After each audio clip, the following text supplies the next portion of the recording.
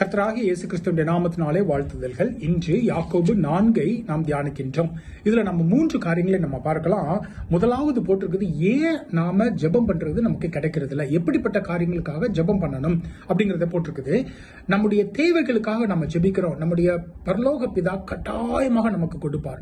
ஆனா இங்க யாக்கோபு சொல்கிறார், நம்முடைய இச்சைகளுக்காக ஜெபிக்கின்ற பொழுது, நாம மற்றவர்கள் வைத்திருக்கிறதை பார்த்து இச்சிக்கின்ற பொழுது, அதை கேட்கின்ற பொழுது தேவன் அதனை கொடுப்பதில்லை.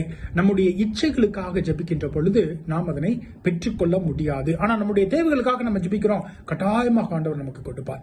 அப்போ அதுதான் முதலாவது காரியம். இரண்டாவது காரியம் பாருங்க, 11வது வசனத்துல யாக்கோபு சொல்லுகின்றார், சகோதரரே ஒருவருக்கொருவர் விரோதமாய் பேசாதிருங்கள் அப்படின்னு சொல்லி இருக்கிறாரு. இன்னைக்கு இது சபையில ஒரு மிகவும் மனத்துக்கு கஷ்டமான ஒரு காரியமாக இருக்கிறது.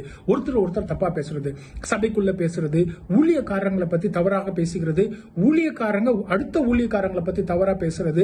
அது மட்டும் இல்ல, அதை யூடியூப்லயும் அப்லோட் பண்ணிடுறாங்க. இப்போ கேட்டா சொல்றாங்க, அவங்க பண்றது தவறுகளை தான் நாங்க சுட்டி காட்டுகிறோம் அப்படின்ட்டு. இங்க யாக்கோபு சொல்கிறார், மற்றவர்களை குறித்து நீங்கள் நியாயம் தீர்க்காமல் இருக்க வேண்டும். ஏன்னா நாம் நியாயாதிபதி அல்ல, தேவனாகி இயேசு கிறிஸ்து தான் நியாயாதிபதி. அப்போ மற்றவங்க ஏதாவது ஒரு தவறு செய்யறாங்க அப்படின்னு சொன்னா அதற்காக நாம ஜெபிப்போம். இல்ல பவுல் இன்னொரு இடத்துல சொல்லுகிற மாதிரி அவங்கள போய் நம்ம கண்டிப்போம். ரெண்டும் பண்ண முடியா, அமைதியா இருங்க. ஏன்னா நாம் அவர்களை குறித்து நியாயம் தீர்த்து யூடியூப்ல போடுகின்ற பொழுது இந்த வசனம் நம்மளை நியாயம் தீர்க்கும். அப்ப அப்படி நம்ம இருக்கக்கூடாது.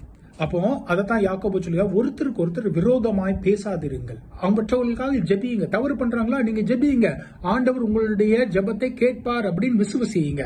அதுதான் இரண்டாவது காரியம். கடைசியில நம்ம பார்த்தோம் அப்படின்னு சொன்னா, நம்மளுக்கு பாவம் அப்படின்னா என்ன அப்படின்ட்டு நம்ம நிறைய நேரத்தில் பலவிதமான விளக்கங்கள் இருக்குது. தேவனுடைய கட்டளைகளை மீறுவது அதெல்லாம் நம்ம சொல்லலாம். ஆனா இங்க யாக்கோபு மிகவும் எளிதான ஒரு காரியத்தை இங்க சொல்லுகின்றார். கடைசி வசனத்துல, ஒருவன் நன்மை செய்ய அறிந்தவனாயிருந்தும் அதை செய்யாமல் போனால் அது அவனுக்கு பாவம். அப்போ முதலாவது நமக்கு எது நன்மை அப்படின்னு நம்மளுக்கு தெரியணும். அது எப்படி நம்மளுக்கு தெரியும்? நம்ம தேவனுடைய வசனத்தை படிக்கிறதுனால, ஜெபத்துல நம்ம நேரம் செலுத்துகிறதுனால, சபையில நம்ம போய் அங்கத்தினராக இருக்கிறதுனால நமக்கு எது நன்மை தீமை அப்படின்னு தெரியும். ஆனா தெரியறதோடு விட்டுறக்கூடாது, அதை நாம் செய்யவும் செய்ய வேண்டும். அதனாலதான் இயேசு கிறிஸ்து சொல்லுவாங்க, நான் பசியா இருந்தேன், நீங்க உணவு கொடுத்தீங்க, நான் சிறைச்சாலையில இருந்த பாத்தீங்க அப்படின்னு சொல்லுவாரு. அதுதான் ஏசாயாவும் சொல்லுவாரு, கர்த்தராகிய தேவனுடைய ஆவியானவர் என் மேல. அது நம்ம என்ன பண்ணணும் தெரியுமா? விதவைகளை கவனிக்கிறது, ஏழைகளை கவனிக்கிறது. அப்போ எது நன்மை அப்படி நமக்கு தெரிந்து அதனை நாம் செய்யல அப்படின்னு சொன்னா அது நமக்கு பாவமாக வேண்டும் ஆகும் அப்படின்னு சொல்லி இருக்கிறார் யாக்கோபு. இந்த அதிகாரத்தை நாம் தியானிப்போம், நம்முடைய வாழ்க்கையிலே தேவனுடைய ஆசீர்வாதங்களை பெற்றுக்கொள்வோம். ஆமென்.